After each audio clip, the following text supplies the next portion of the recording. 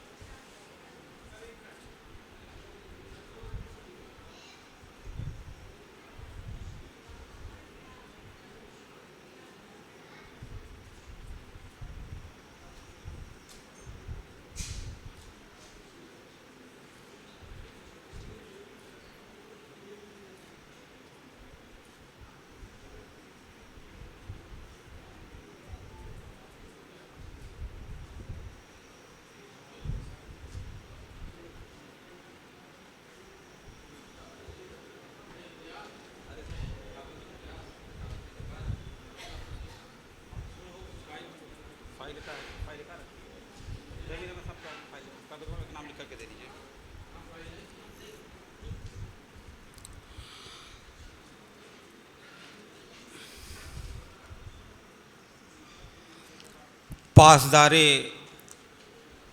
इल्म अमल आज इस किताब का यहाँ पर रस्म इजरा हुआ है। आज इस किताब को मुरतब करने में बड़ी काविशें रही हैं जनाब ज़मीर अहमद पयाम की, और उनके साथ जनाब महबूब सईद हारिस